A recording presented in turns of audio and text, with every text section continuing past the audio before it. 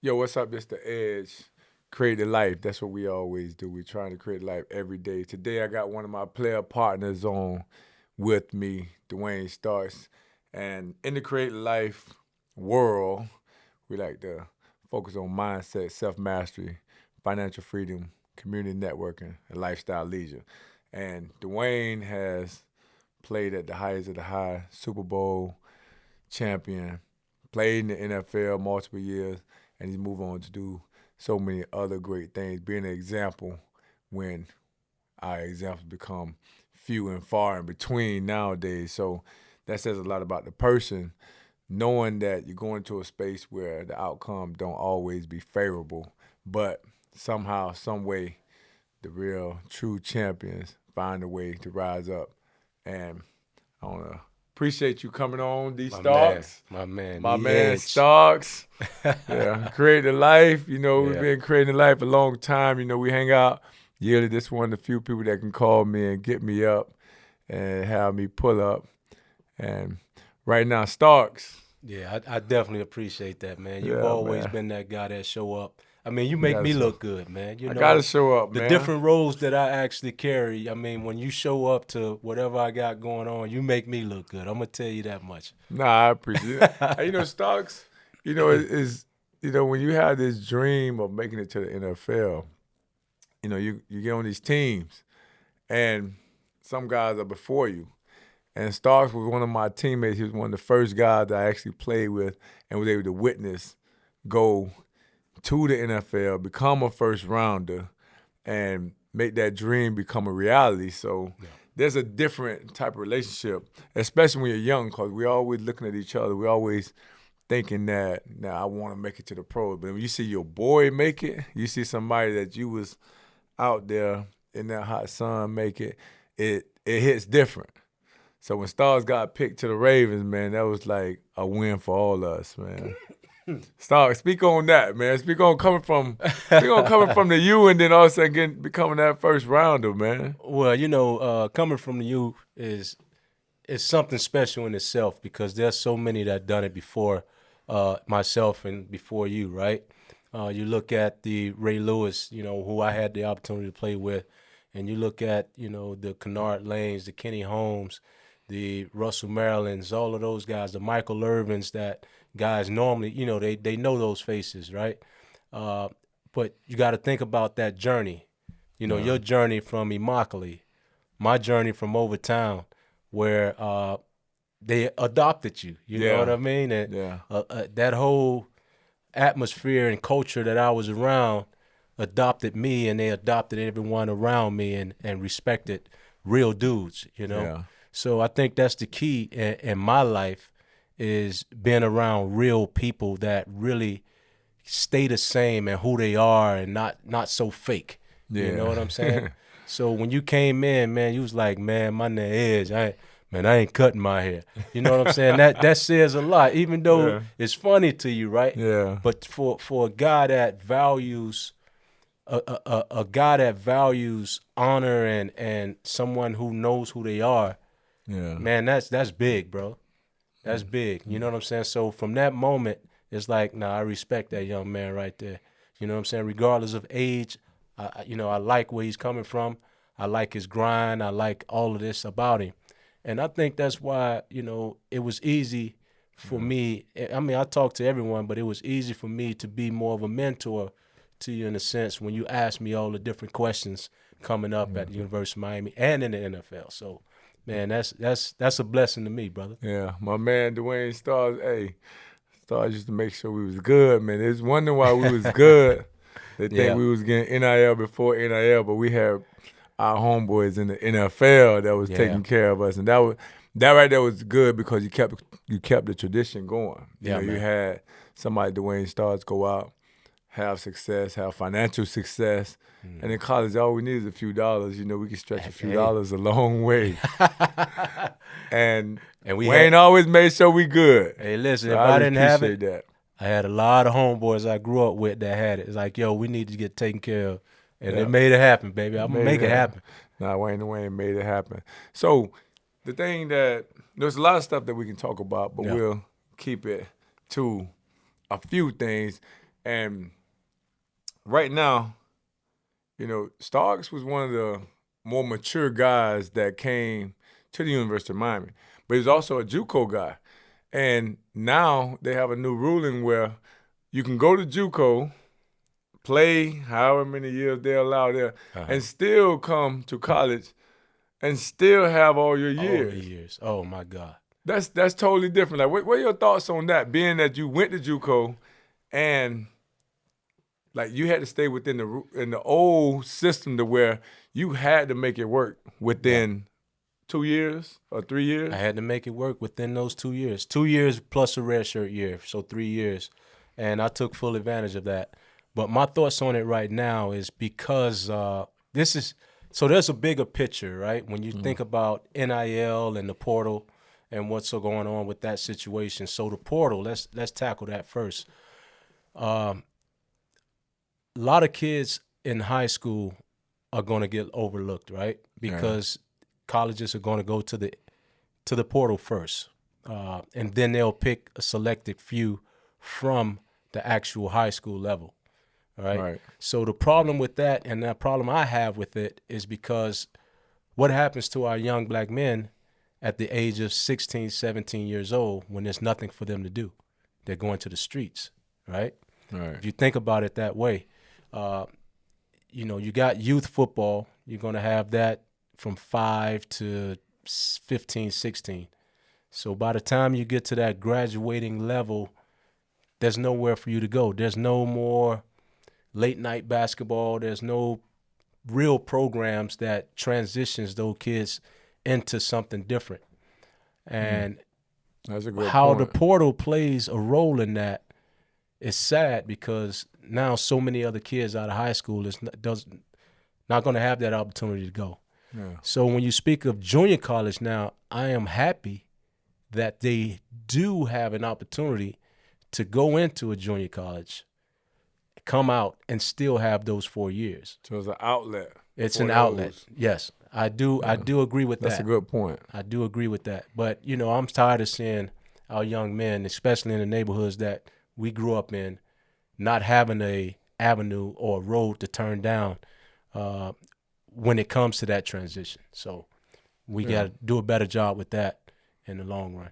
So it's good that you brought out that point, because like in life, there's perspective. And you have to look at things from different perspectives. You have to look at things from other angles to still be successful. And I think that's one of the measures of successful people, being able to find the silver lining. And when you just define that right there, that's finding the silver lining and say, look, hey, they may not be able to go D1 or this and that, but they can go JUCO, and then they can end up getting there. So we got an avenue for them to actually take. And that's one thing about creating life. It's like when you're creating a life, you got to figure it out. You got to find a way to make it happen. And it's like for yourself, to go from JUCO, go to the University of Miami, and then become a first rounder and become a Super Bowl champion. It says a lot about the person. And for me, when I see, or even when I talk to people that are successful, it's just something different. And that difference is usually pretty small, but that small thing is what takes them over the top. And so for yourself, when you say, okay, me, Duane Starks, like what separated Duane Starks from all the other kids that came out of the neighborhood that had probably even more superior talent? I think never quitting. That's one of the things that, because where I come from, man, I'm talking about talent it comes dime a dozen, right? And then the next thing is discipline.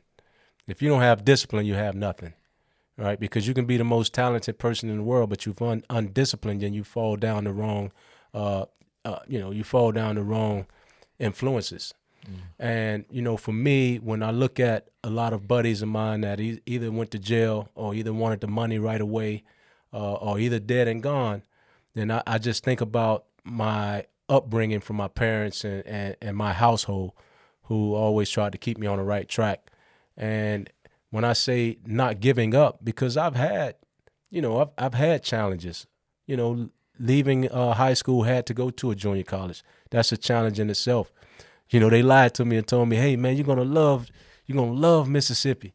Man, I got Virginia there. College. Listen, I'm telling you, EJ, it had one stop, it had one traffic light, one gas station, one liquor store, one apartment building, and a few stop signs.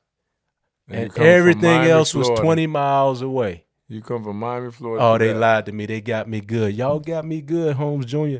But I love it. You know, I love that experience, man, because you know, going there, it's about 50 minutes away from Jackson, Yeah. Mississippi, which is the, you know, capital. And we, you know, took trips to Jackson State at the time, Mississippi Delta at the time, and that was a great experience. And that experience in itself kind of grounded me in the sense of, if I make it out of here, I can make it anywhere, right? And that I did, you know. So when I got to the University of Miami, it was, you can handle anything that's on this field. If you go to JUCO, Yeah, man. I went to JUCO, and it's like, JUCO tough, I heard. JUCO, you know, you got a lot of good players in JUCO, especially in Mississippi, Oklahoma, places like that. You know, Walter Jones, Hall of Fame offensive tackle, Yeah. was on my team, the same team. Paul Miranda, a good friend of ours, Paul was on my team. Now here we are, 3 guys from that same JUCO that made it into the NFL. Yeah. So the talent is there. definitely there. Definitely there, man. And so, like, for yourself, you like, but it seemed like you made a good transition from playing in the league to, you know, after football, post NFL career. Like, what's some of the biggest things that football has taught you about life in general? I'll say football, based on some of my experiences, is that it's a business, right? Right. When you look at it from the inside out, you're there to make the owners money. Just like college. You're there to make the school money. You're there in the NFL to make these owners money by performing. Just like any other job. When you get hired, you have to perform. So taking on that knowledge of knowing you have a job to do, the only thing you want to do is do your job. And if you enjoy doing your job, then the rest is easy, right? Right. When I think about your motto, create the life you want to live, you create the life. Listen, I don't know if you remember this. You say, Duane, my dog, man, I'm going to create the life I want to live. Listen, this is the life I live anyway. I'm telling you, right? every day. Every day. So, yeah. you know, it's the same thing, man. When you come from a certain place and you know that everyone depends on you, you have to keep fighting. I think about Dory and Finding Nemo. What does Dory say? Just keep swimming, right? So even when you get knocked down or pushed underwater, just keep swimming, man.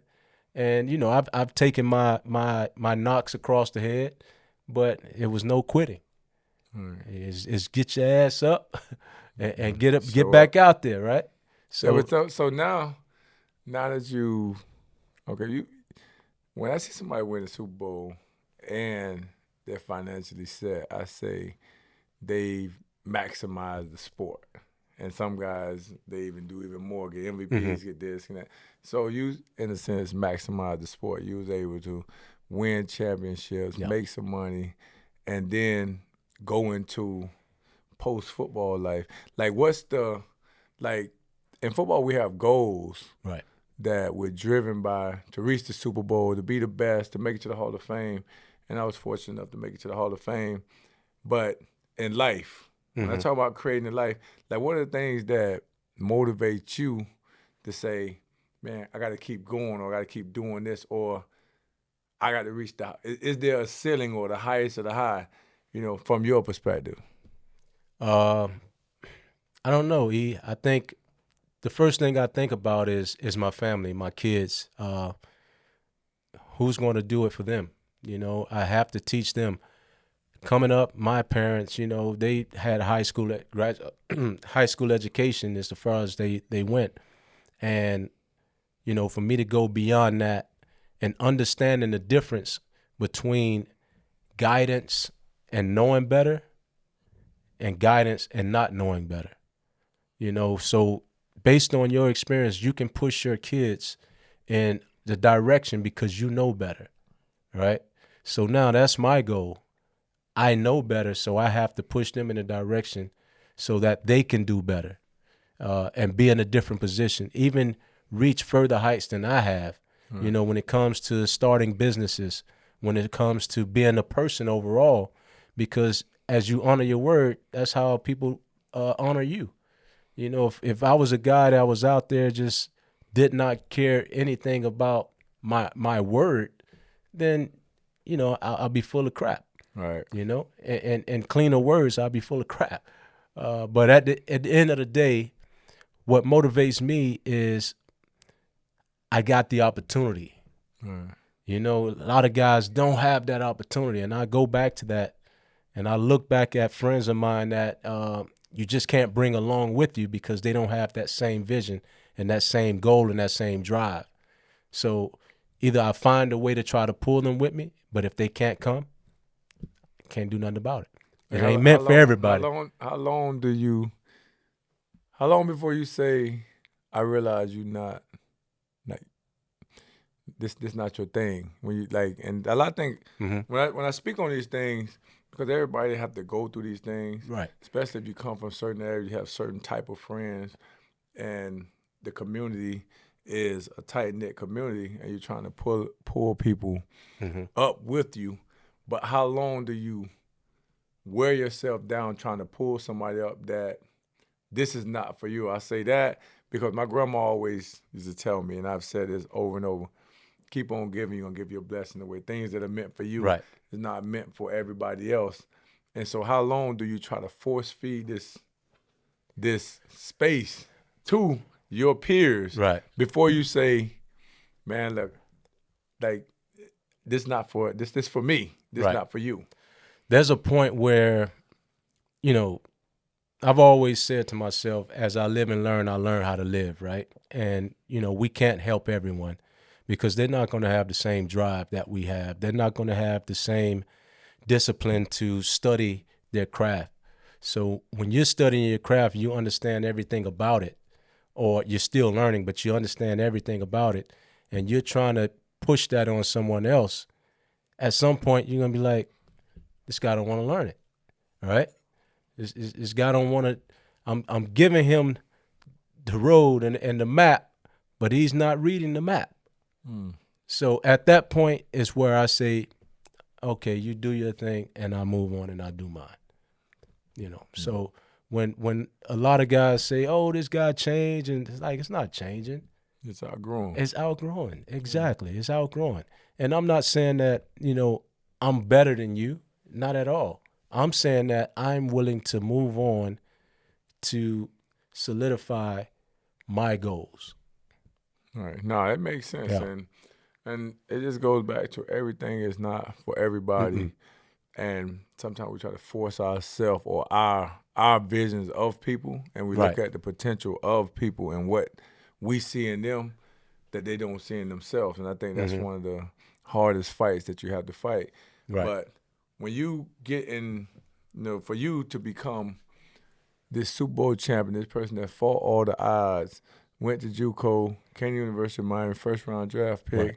Like, what's the mindset of a guy that's like, man, I gotta keep proving myself, or this another obstacle? What's something that you can tell somebody that's actually facing that similar situation?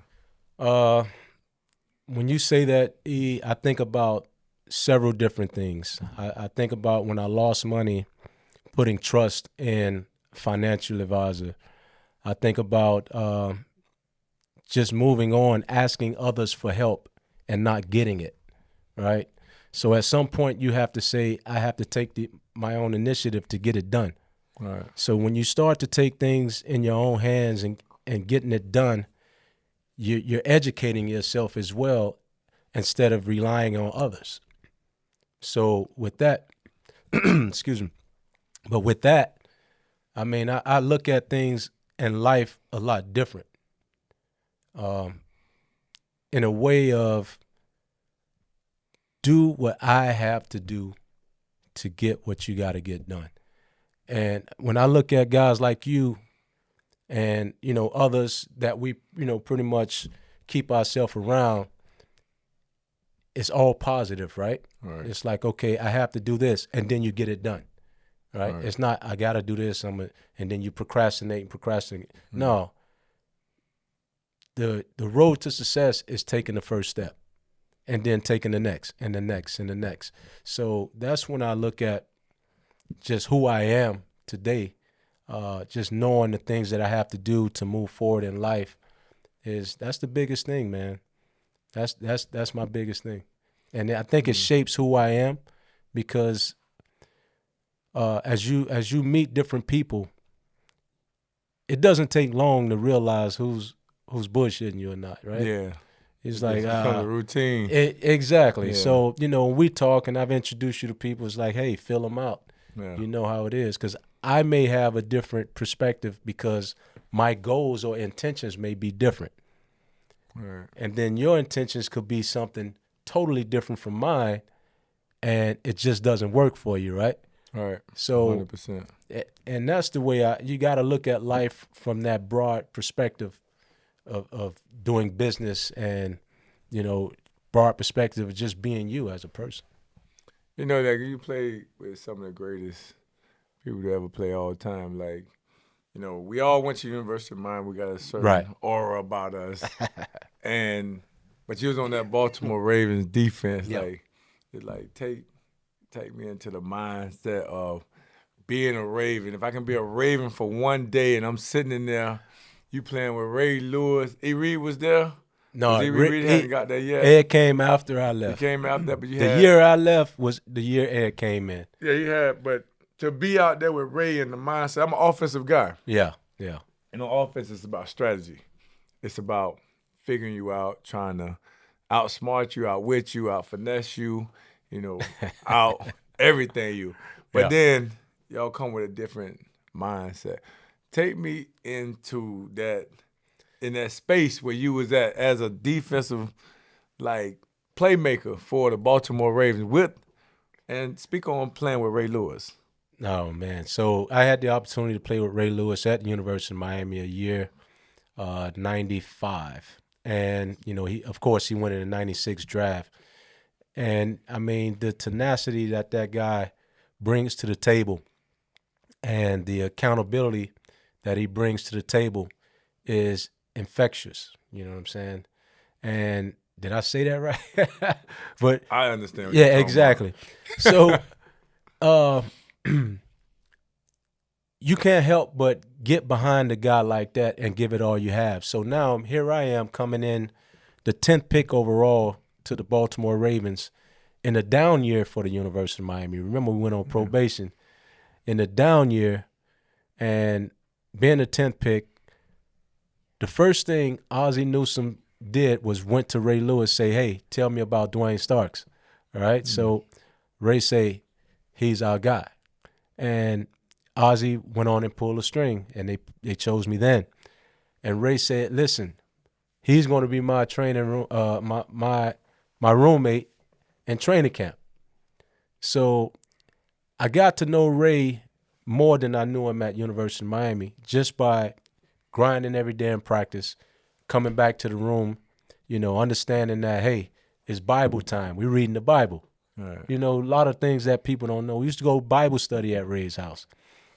Now, that's Ray. And, as we went on into the locker room, it's nothing but respect from every player in that locker room. We had guys like Rod Woodson, who was all-time safety and corner for Pittsburgh Steelers and, became a safety after I became the starting cornerback for the Ravens. You had Shannon Sharp. Shannon Sharp came over from Denver, after winning Super Bowls over there, came into the Baltimore Ravens. Then we had Tony Saragusa. So we had a bunch of guys that understood, first of all, business, understood how to handle their business, and also knew how to have fun at the same time. And win to be a pro. Win to be a pro, exactly. Win to be a pro. And I think that made it easy for the coaches to lay off and allow the players to do what we had to do. Y'all kind of self-coach yourself, like We monitored.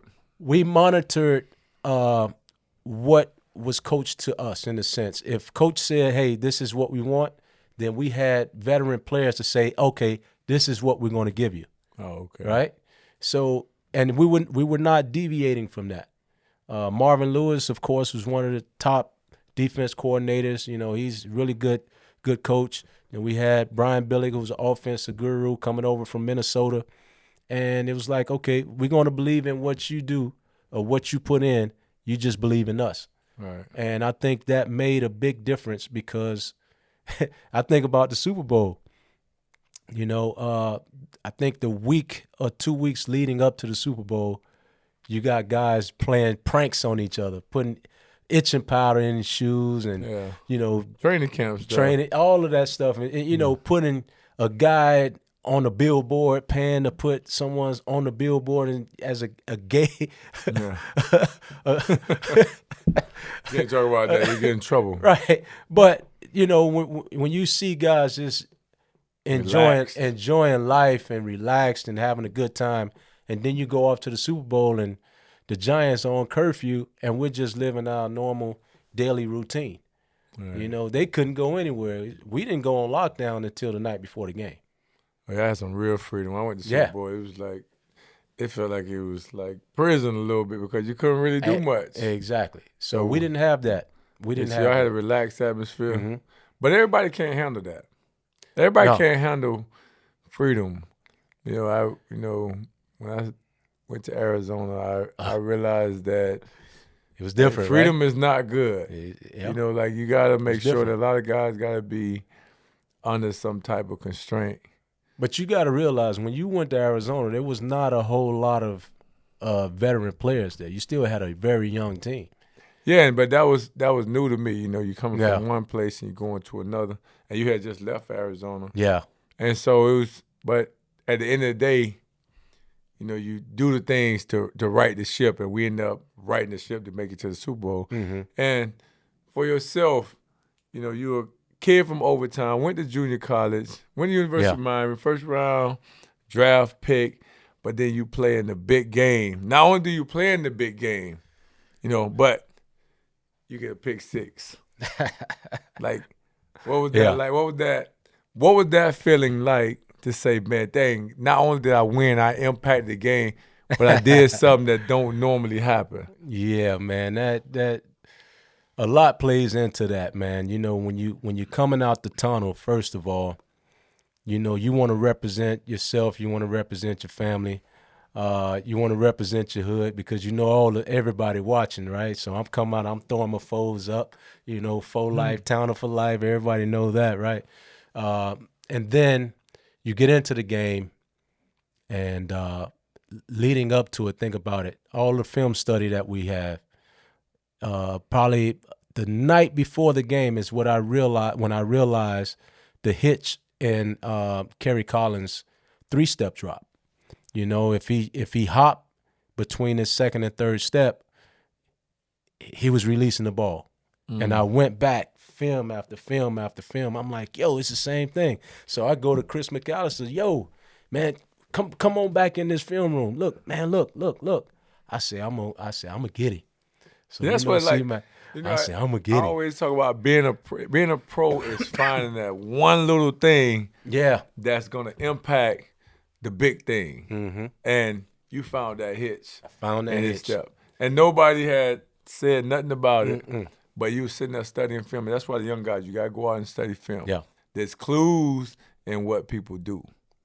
And you found that. Man, I found that hitch, and, I kind of talked to my safety about it. I say, listen, if they go the 2x2 and motion the 3x1, and I'm on the backside, just watch my back. I'm going. I don't care what. If I'm in cover 3, cover 2, and the scenario just worked out perfectly. They motioned the 3x1. I ran the route before the receiver did. So going against the coach's orders. Oh man, listen, it worked out. right? Sometimes in life you have to take a It gamble. worked out because I took a lot of gambles. Sometimes it didn't work. They caught me biting, but Oh. but But it but happened in on that the big moment, stage.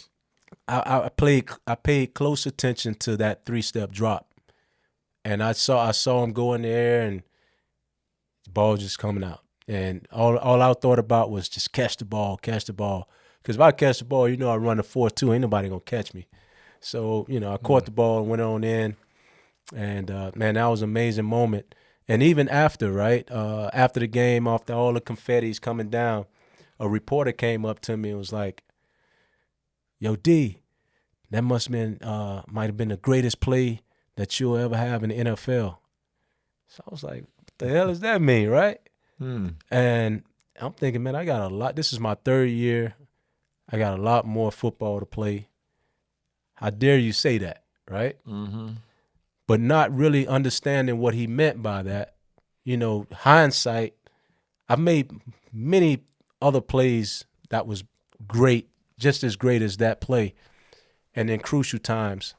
But just realizing when people talk about Super Bowl 35, the Baltimore Ravens beating the Giants, all they say is Duane Starks, 49-yard interception.